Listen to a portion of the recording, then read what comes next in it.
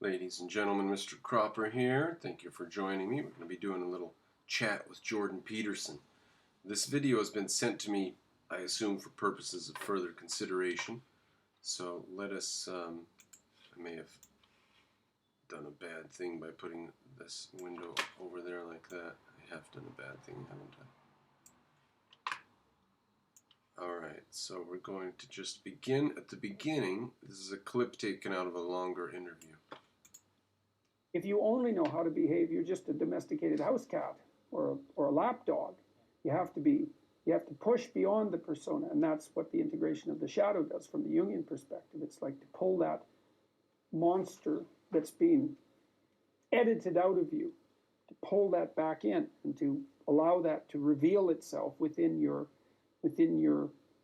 increasingly sophisticated way of being. And then you're not just a persona. The shadow, the bad side.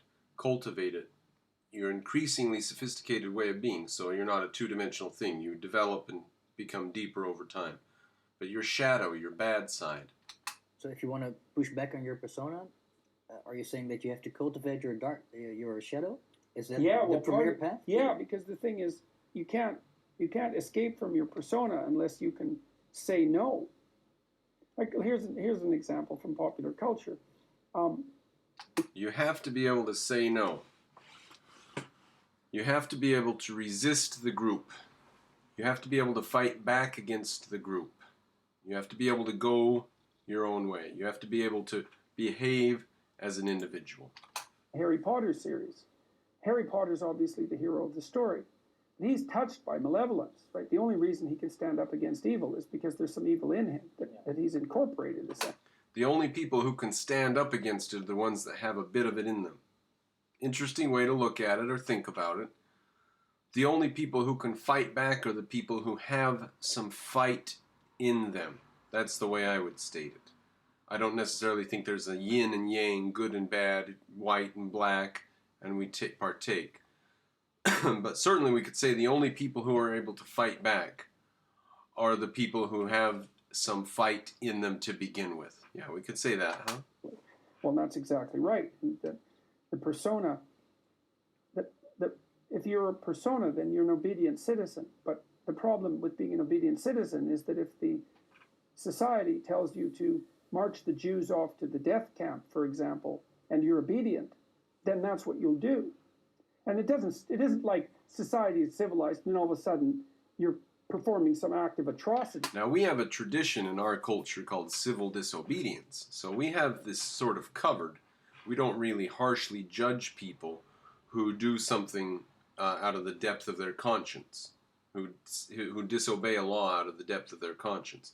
We might not really get upset if they get arrested, but we also have in our culture a grain of respect for them. You know, Rosa Parks on the bus or whatever your example is. That isn't how it works. It's like you're obedient citizen and then you're asked to violate your conscience a little bit. Yeah. And you have to because you don't have anything. Now, the little teeny violation of the conscience that they're asking for in the case of Jordan Peterson was, just call us by the pronouns we ask. We demand that you call us by the pronouns we ask. That's all. We're not erecting gas chambers. We're not taking and burning books. We just want you to use our pronouns. In that persona.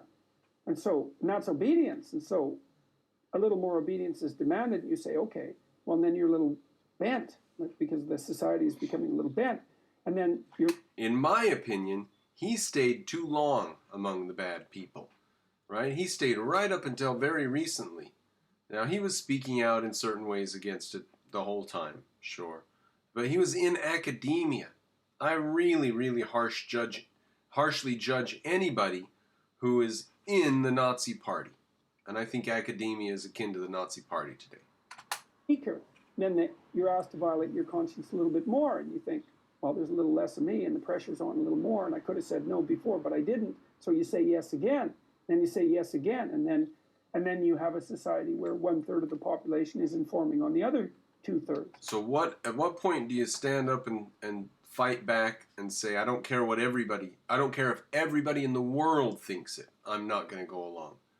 Well, at what point do you become an individual with a backbone, as we say? It's hell. It's like, well, so how do you say no? Well, that's the shadow. So you either go along, obey orders, obey, and you end up in hell.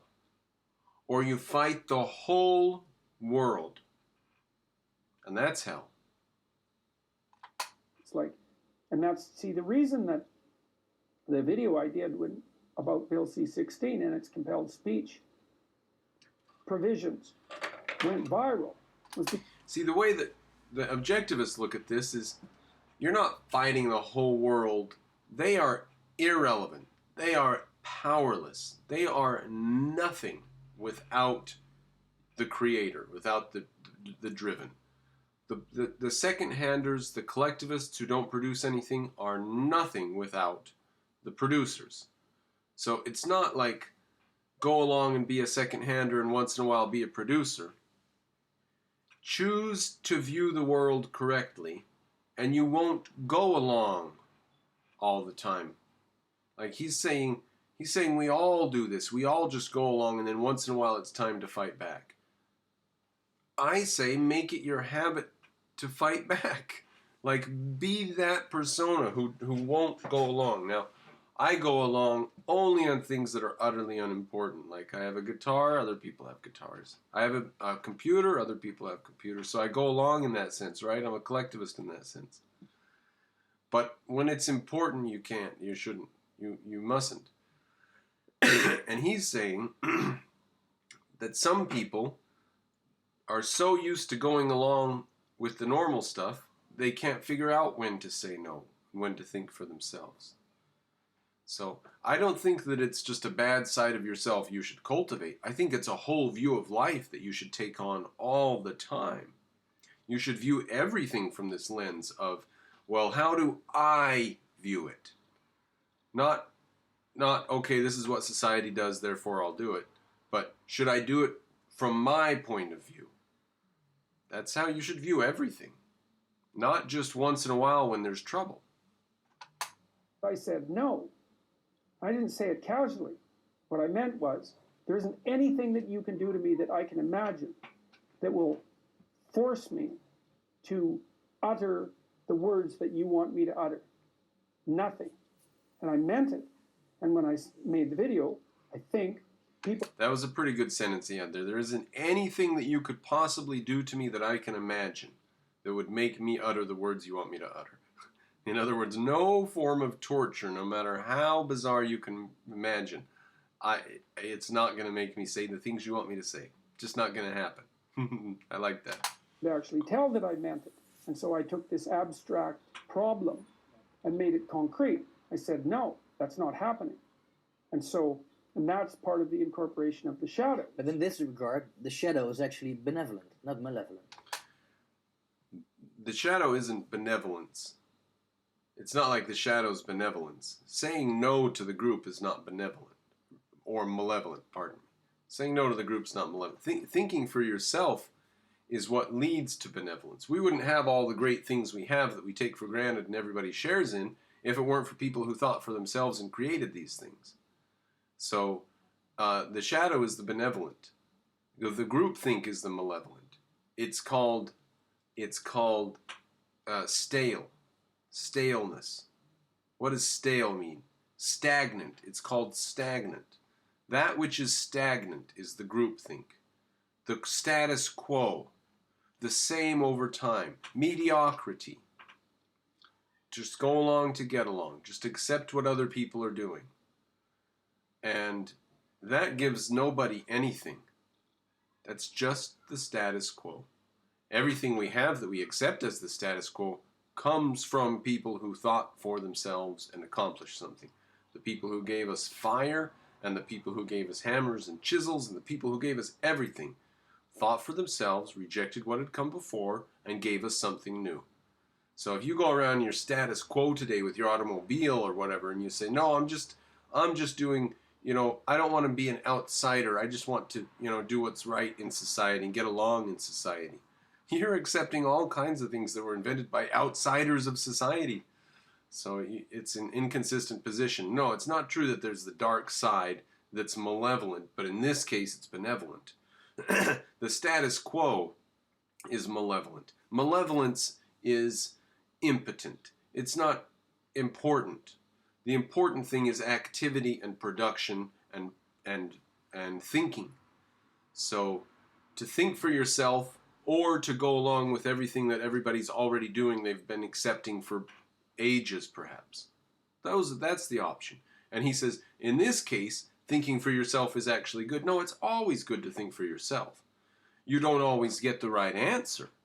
That's what's rough. That's why people go with the group, because at least the group, it looks like what the group's doing is working. You don't know if what you're going to do is insane or not. You don't know. You think that it's the reasonable path from your viewpoint, from what you understand, from your logic, from your reasoning, from your evidence. You think that this is the correct path, but everybody else is going the other way. So thinking for yourself is scary for that reason. But it's always the good thing. Going along with the group when you think you should go the other way, but you go along with the group, that's bad. That's what's bad. Well, once it's incorporated. Yeah. Yeah, well, that's the thing. Yeah. And I don't know what to make of that in its entirety, because it sort of means that it means something like, because one of the old metaphysical problems is, why would God allow evil into the world? Now, this is an interesting point that Onar and I have touched on in a very recent discussion.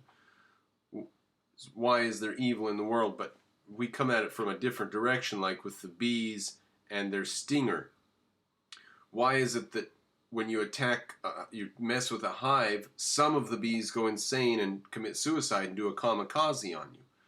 Because it's better for the hive as a whole if some small percentage of them have this insanity drive. And maybe that's what society and culture are like.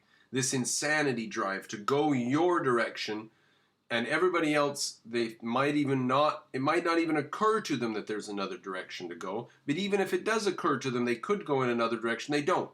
They stick with the group. But there's that one damn bastard who, when everybody's fine with their horses and carts, he's got to go off and make an automobile.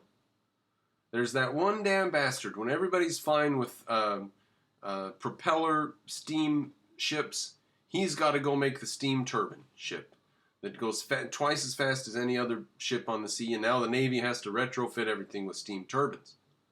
Some bastard's always got to do something different from everybody else and change the way everybody's doing everything. Revolutionize stuff. That's what the individual thinker is all about. Every single revolution we have came from one person somewhere. Every single thought was thought first by somebody. Well, maybe God didn't allow evil into the world. Maybe God allowed the possibility of evil into the world. That's different. And maybe the world with the possibility of evil is actually a better world than the world without the possibility of evil. It isn't evil. This is your misconception. Evil is impotent. Evil is sickness. Evil is destruction. Evil is sorrow and pain. It's not important. Evil's not a force in the world. Okay? Only good is a force in the world. Only life is a force in the world. Now, when life damages itself, it makes more death in the world, and that's what we describe as evil. Evil is not a power. Evil is not a presence. Evil is not a force. Good is a force. Evil is when good decays, or when good fails to do what it is meant to do. Good is life. Good is life sustaining itself. All right, now, what do we mean by the evil side then? He means the tendency for somebody to break off from the group and think for themselves and do what other people do not approve of, what everyone disapproves of, yet this person decides to go and do. That is what they are conceiving of as evil. To go against what is known as good is evil. That's a misconception. It's the good. To go in the right direction is the good. Regardless of what the group is doing, you should go in the correct direction. It's something like that, in that maybe a man is better when he's a dangerous man who's being good than he would be if he was just a good man who wasn't capable of being dangerous. And I believe that because the best men that I've ever met are very dangerous men. You don't mess with them. So, and you know that as soon as you meet them.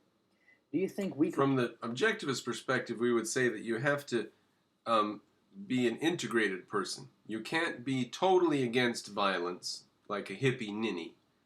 And you can't be a street thug who goes out and uses violence for all ends. You have to view violence, as its nature. Violence as its nature destroys the mind.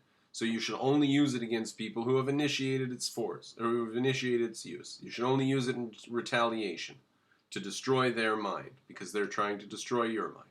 That's the context in which we use violence, right?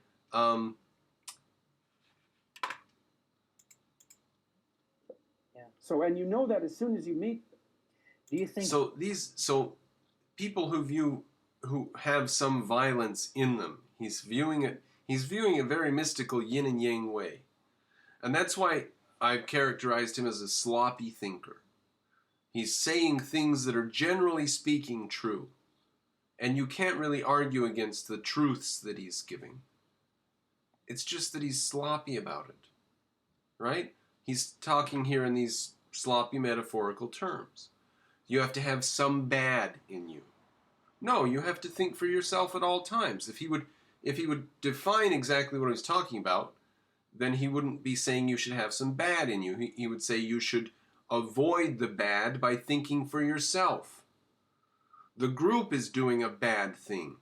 They're doing it because of groupthink. And you're not being bad by going against bad. So it's a misconception. men can be virtuous? No. Because I think that when you're weak, let's say that signals that you don't have the options to sin. Right. Which is something that creates resentment, and resentment creates corruption. Mm-hmm. So in this sequence, do you think that someone without teeth or without the options to sin can be good? See, that's a real theological question, right? Because the question you're asking is, and this is tied up with the idea of free will and evil. Can a person who doesn't have the option to be evil be good? Now, if that's a serious metaphysical question, then it addresses men versus women.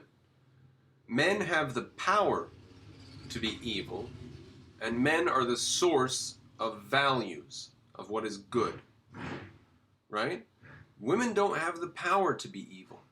They neither have the intentions emotionally to conceive of it or to carry it out, nor do they have the physical prowess or the testosterone to conceive the thoughts of violence and destruction and hatred. So, as Ayn Rand said,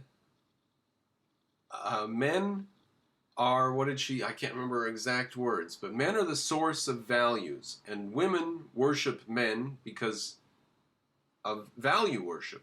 That was her term, wasn't it? Value worship. And that's what Jordan Peterson's talking about, even if he doesn't realize the exact terms in which he's talking, because he won't define the things he's talking about. But if it's true that the ability to be bad or mean, or I mean that's the best. Not stepping out of his way of speaking. The ability to be bad is what gives you the ability to be good. If that's true, then that's why men are the source of values, according to Ayn Rand. She's the one that said that. I would say no. So maybe that's the reason that metaphysically speaking, and I don't know where you are when you're speaking metaphysically exactly, but the question of why is there evil in the world is a constant question. It's like, it's possible that without the possibility of evil, there cannot be good. Good requires the possibility of evil. And maybe good is... If good is life and evil is absence of life, then of course there could be no good without evil. Of course. Right? But what they mean by evil is fighting back, destruction, individualism, thinking for yourself, going your own way. Those things are not evil. So this is a confusion of terms. So good that the fact that it requires the possibility of evil is acceptable. Maybe it's even desirable. I mean, you kind of end up on the edge of your knowledge when talking about such things. But it seems to me to be right. Yeah. And it's Ayn Rand viewed life as the good struggling for the great. Jordan Peterson views life as the mundane hoping for an occasional note of the good to pop in accidentally from who knows where or how.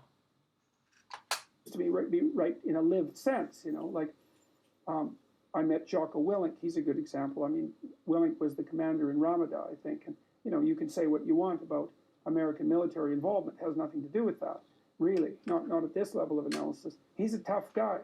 I follow him on Twitter. Yeah, so He gets up every morning at 5:30, 4:30. He's a tough guy. He told me quite straightforwardly that he was one of those kids that as an adolescent could have gone either way, right? Yeah. He could have been highly successful street criminal. Yeah, probably. Right, but probably. Well, you can see it.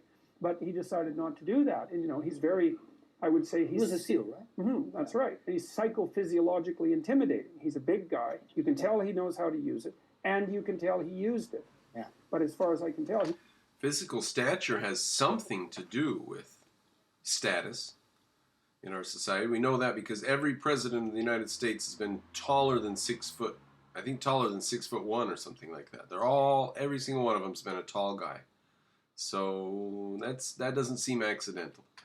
good person. And that's actually, all of that capacity for mayhem is part of what makes him a good person. And people know that. That's why they're listening to him. And like I said, the other people I've met who... Capacity for mayhem. The capacity for mayhem is better description than badness. The capacity for mayhem. The reason that's better is because it signals the ability to retaliate. So you can protect yourself and your well-being if when somebody tries to interfere, you're able to cause mayhem for them. If they interfere with you in a small way, you'll smash their head in a big way. So they better not interfere with you. So if that's true, then being left alone, freedom to be able to be free to do what you want, means have a big enough hammer and a big enough fist and club ready to fight anybody who threatens you and then bash them. That's where freedom comes from. And once you have freedom, once people aren't interfering with you, then you use that base to build your house or, farm your crops or whatever you're doing. But you've got to first make sure nobody's going to come and rape and kill and destroy and rob you. And that comes from the ability to cause mayhem for your enemy. That's a good conception. That's correct. That's why we have to maintain strength. That's why we have to keep guns. The Second Amendment is utterly crucial. Why it wasn't the First Amendment, I'm not sure. The men I've met who are good men, they're all like that. They're all dangerous. They're all dangerous. Yeah. Have they all been not good men before? Or is that not part of becoming a good man? Watch this. I would say they've certainly all done things that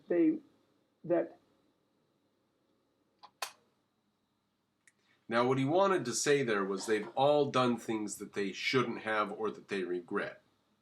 That's what he wanted to say.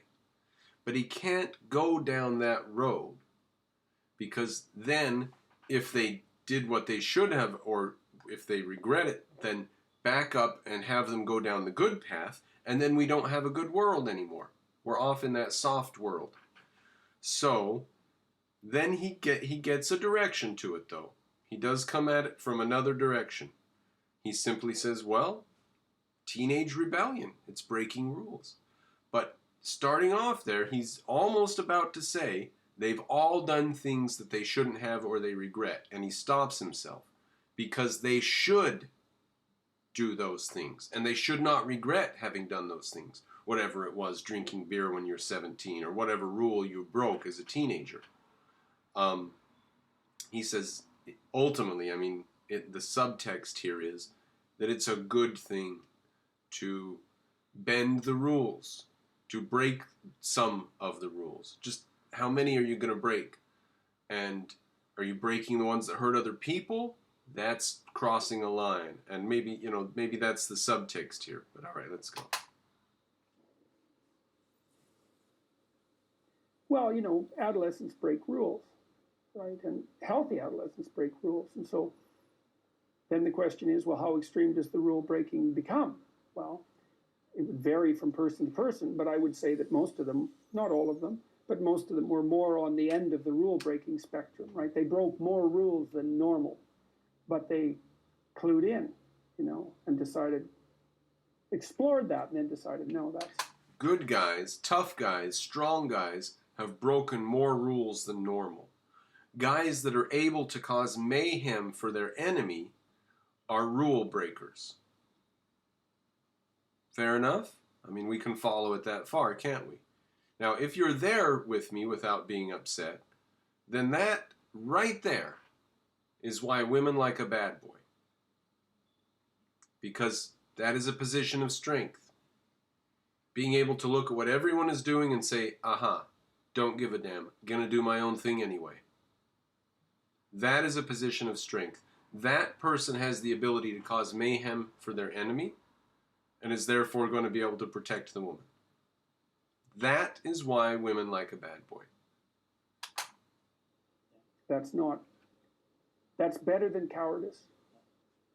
It's better than weakness, but it's not as good as what's good.